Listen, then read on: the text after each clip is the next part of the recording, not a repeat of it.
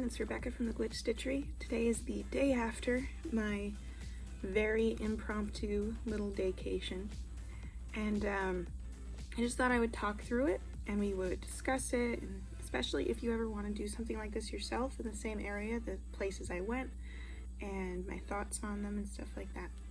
So I had very little notice about this particular trip. Basically I was at work the night before and my grandfather was like, hey, do you and your husband and your brother want to go with us to New Hampshire for the day tomorrow? And I was like, oh, that sounds awesome. Where are we gonna go? So I had like 12 hours notice. So I got home from work and I packed and I picked out the yarns for our project, and it was like very rushed. So the yarns I picked out are ones from previous videos actually. So I have the Targi from a recent breed study and some yarn that I spun and dyed in like one of my first videos, and some more darn good yarn, silk, because I have a lot of that right now. And then the tea was one that I bought recently and I really like it. I'm going to be buying more of it. So it's just an instant tea mix that already has the milk and sugar mixed in. Alright, so I got everything ready. We packed everything into the car and went to my grandparents' house to spend the night so that we could leave earlier in the morning Thursday. And then we started planning where we were actually going to go. So the first place that we decided to go was a yarn shop.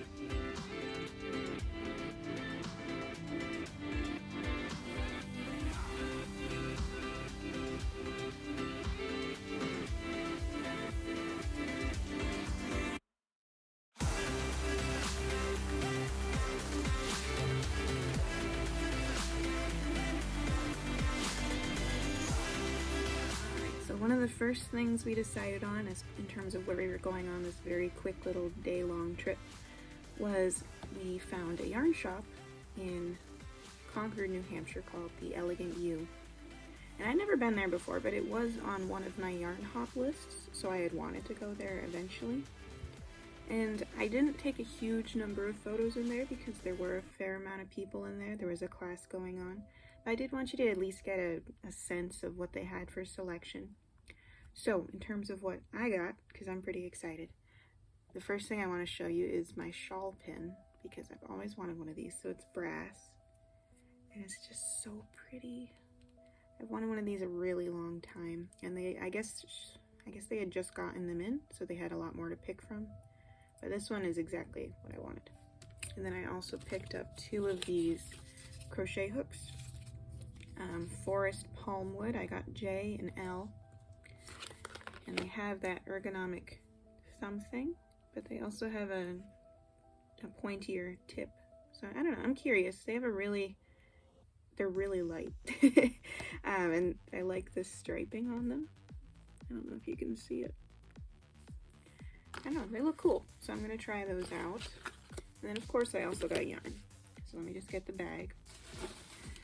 And also, I do want to say I really like the bags they have, because instead of just being a paper bag with handles, which I find rip really easy, or a normal plastic bag, it's like a drawstring bag, so I can store the yarn in this for a while and use it for like a project bag for a sweater or something larger. So that's nice. Alright, so the first thing This is actually the last yarn I picked out, but it's on top, so I'm going to show it to you first. I got 3 skeins of, here we go. 3 skeins of Quince & Co. Chickadee, which is 100% American wool. So I got Carrie's Yellow, Nasturtium, and Apricot. And I just thought these 3 would go really well together in like a fall themed project, especially since the colors are really reminiscent of the fall foliage, which unfortunately for this trip we were a little late for, but we did see a little bit. Anyway, I really like these 3 colors together, and this particular yarn just has a really nice texture to it, especially for things like cables. So I'm still deciding what I'm going to make on it, but it's going to be something cool. Alright, so I also got, and I've never tried this yarn before, 2 skeins of Scout from Kelburn Woolens, which is 100% wool. And I got the colors Coral Heather and Mint Heather. And I just think these look perfect together. I love this. Again, not really sure exactly what I'm going to make out of it yet, but they will be worked together. Alright, I got the last skein of Koigu KPPM 229. Most of their colors don't have names, they're just numbers. But it was just such a bright pink, and it was the only bright pink in the Koigu section. I was just like, I need that. So, got that. And finally, I got 4 skeins of West Yorkshire Spinners Color Lab DK. Let me just get the last one out. Alright, so I got these to weave with. I have a lot more of the How I Weave segments coming up, and I wanted to do one that involves some more complicated color work. So I got 4 colors that are the same weight for me to work with for those videos. I'm not going to give you more details than that because it's a little bit of a surprise, and also because I'm still figuring out the details. But I do really like the color selection for these. They had some nice stripes too. I might have to go back and get more of these. They're not very expensive either. When I looked at them online, I always thought they were a little overpriced, but in person they're not bad. I guess it just must be because online they're importing them directly or something. Alright, so that was the yarn shop. By the time we got done with the yarn shop, we were all really hungry. So the next step was for us to find a diner.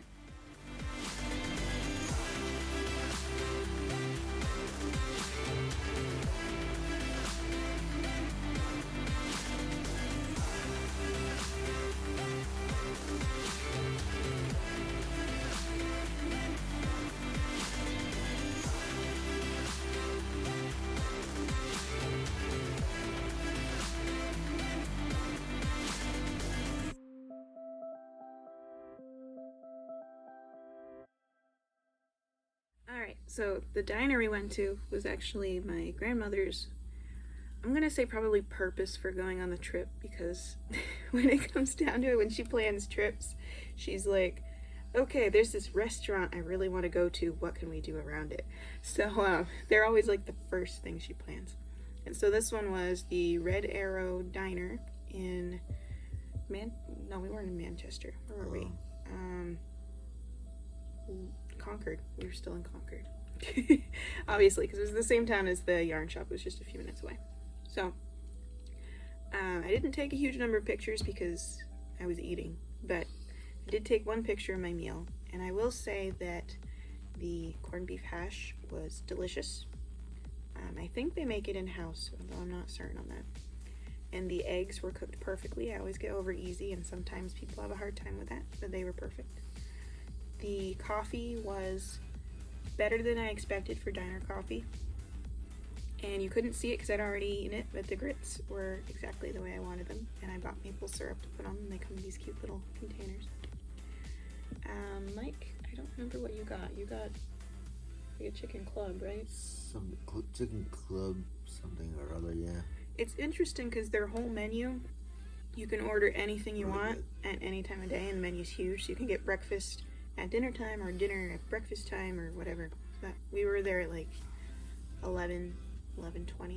So I got breakfast and he got lunch, and my brother got breakfast, but then my grandparents both got either lunch or dinner portions. I'm not sure. So, Grandma got a Reuben and Grandpa got a pastrami on rye, I think. I didn't see what your grandpa got. It was pastrami. Anyway, I do want to go back there because apparently they make an omelet with pastrami and Swiss, and I want that. But I did get a mug, so I got one of the campfire mugs, and it's really, really heavy. I love the speckling on it. And Mike got a shirt, and the only size they had left was a little bit big for him, so it's probably going to be more than that shirt. That's pretty about like. Yeah, it's large. It reaches his knees.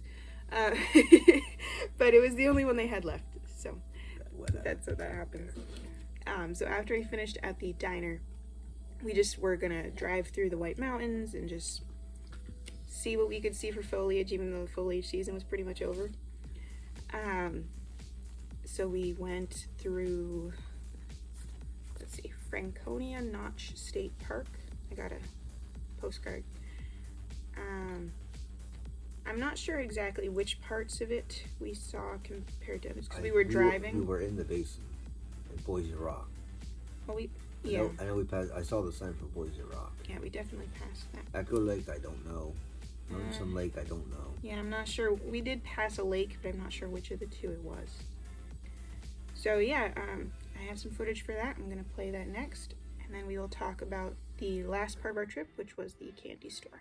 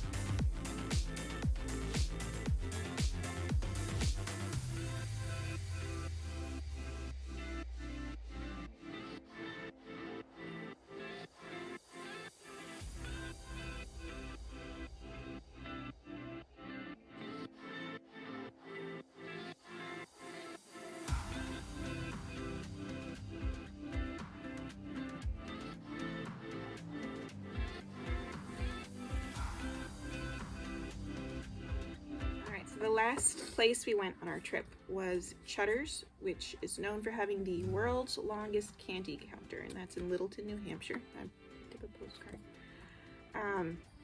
Had a plaque on the... Yeah, I did. I think you got more pictures than I did here, though, because by the time I started shopping, I had too much stuff in my hands and I couldn't take pictures. But it was interesting, though, because the candy counter, it was very long, but the actual shop wasn't very big. So it's like, there's this weird dichotomy of like this super long, world record breaking candy counter and then like small store. So it was, I don't know, I thought it was cool. The fudge looked really good. I did not buy any fudge. Donovan bought some fudge, but it did look very good. I did buy some bumper stickers, although I couldn't find one that was actually for Chutters, so that was interesting. Mostly what I bought was drinks to try for Sips and Stitches, and Mike did buy some candy. He went down the candy line and he was picking candy while I was over on the other side of the store looking through the gifty stuff. Glorious. So I found a bag of coffee. So it's bourbon barrel aged coffee. We're gonna split this with my grandfather. I haven't ground it yet though. So I'm gonna take out half for us and grind our half. And he actually has an actual coffee grinder and he will do his half to his liking. But it smells really good. And then there was a section with loose leaf tea. And these mugs that I really wish I got now. You can probably see them in the picture. But they were all floral and they had a handle and a lid. And you take the lid off and it has like a tea steeper inside. And I wish I bought one, but I didn't. What I did buy was Tea Forte Orchid Vanilla Loose Leaf Black Tea, which I'm pretty excited about. I was gonna buy another Earl Grey and I was like, I have like a million. So I got vanilla instead. It smells really good, right? That's really good. And then finally, I picked up some hot cocos because we have a Sips and Stitches coming up in December, I think. It's going to be trying out different hot cocos. So I got 2 packets of Silly Cow Farms chocolate mousse hot cocoa and a container of, I think this is from Bourbon Barrel Foods dark hot chocolate with bourbon smoked sea salt. There's a little bit of a theme to this shopping. But this one sounded really good, so I got this one. And that's everything I got there. I do wish I got the mug. I'm gonna see if I can buy the mug online because I really want that mug. What did you get for candies? Mostly gummies? Let's see here. I mean, I didn't really pay much attention to the candy counter Got some gummies, some chocolate. Yeah, he got chocolate quarters. He was so excited in the car. Some of those mixes you usually get at the store. Good years, like the rice season and stuff. Some M&Ms in there. There's Kisses in there. There's some sweet tarts in there. A mix of stuff. Oh in yeah, there. I was just like open jar. And you do use gloves to get everything, so it's not like you're touching it individually or anything. I know some places have scoops. Instead, they give you like plastic gloves and you pick it up. Anyway. There was some scoops. The jars that did have scoops, but I think that, like the M&Ms had scoops. No, actually not really. Not in the blue jars, but over here, away from along this counter, there was. Oh, you mean like the malted milk balls and stuff? The chocolate. Yeah, those did have scoops. So that was about it for Chutters. it was actually a fairly quick stop, but I am really excited to try all these hot cocos. Cute little town. I took some pictures of the. Well, yeah, I took 1 or 2 pictures, but it was pretty cute. And they were having some sort of like pumpkin person town event thing. So as you looked around the town, like every store had these scarecrow things with pumpkin heads arranged as different scenes from movies. One of them was Beetlejuice. Well, there was a pumpkin ET riding a bicycle. I saw that on the way out. And I wish I had a picture of that because that was pretty funny. But go by too fast. Yeah, we were. I mean, the rest of the trip was just getting back home and unpacking everything and vegetating because it was a lot of time in the car. We left at I think 8:30 in the morning and we didn't get back until like 5:30 at night. So it was, I mean, it was one day, but it was one very compressed day. But it was a lot of fun. I mean, we're gonna do that again in the future. We're hoping next time to stay overnight somewhere. and hopefully hit Vermont next time. So 19 miles. we were so close. He still hasn't gotten to go into Vermont ever. So next time we will make it to Vermont, and I will finally get to some Vermont yarn shops because I have a list of those that I want to get for the channel as well. I'm holding you to that, you know. I know you're gonna hold me to it. We will get there. All right, I guess that's it. Thank you so much for watching with us, and I hope you enjoyed it. It's a little different from my normal content, but I did have a lot of fun making it. So I hope you all have a great weekend, and I'll see you soon. If you like my work and would like to see more, please follow the links in the description below to my Instagram and blog, or show your support by buying me a coffee. Most of all, don't forget to like and subscribe. Thanks for watching.